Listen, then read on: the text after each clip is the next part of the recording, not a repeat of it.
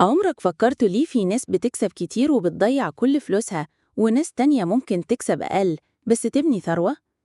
الموضوع مش في الفلوس، الموضوع في طريقتك في التفكير. الفلوس مش دايما منطقية، الناس مش دايما بتتصرف بالفلوس بعقل، بيصرفوا حسب مشاعرهم، خوفهم، طمعهم، وحتى حسب اللي اتعلموه وهم صغيرين. يعني قرارك تشتري حاجة مش دايما لأنك محتاجها، ساعات علشان تحس إنك مرتاح أو أحسن من غيرك. الوقت أهم من المهارة. الاستثمار مش بس مين أشطر، لكن مين عنده صبر أكتر. وارين بوفيت، واحد من أغنى الناس في العالم، ما جمعش ثروته بسرعة، جمعها لأنه بدأ بدري وفضل مستمر سنين طويلة. ما تقارنش نفسك بحد، المقارنة بتخليك دايما مش راضي.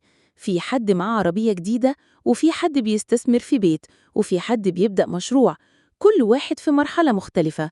قارن نفسك بنفسك مش بحد تاني. الغنى حاجة والثراء حاجة تانية خالص.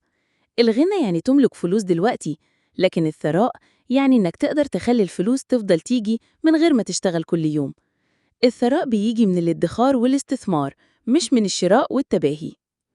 خلي عندك هامش أمان. أي قرار مالي تاخده سيب دايما مساحة للخطأ أو الظروف. اللي بيحط كل فلوسه في مشروع واحد أو بيتدين فوق طاقته بيعرض نفسه للوقوع. خلي فيه خط رجعة دايما. النجاح المالي يساوي ضبط سلوكك. مش لازم تكون عبقري في البورصة أو عندك ماجستير في الاقتصاد.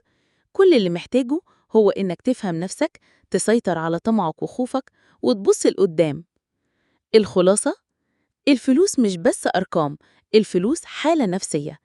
اتعلم تتحكم في مشاعرك، وابقى صبور، وعيش على قدك، وهتلاقي نفسك بتتحسن كل يوم.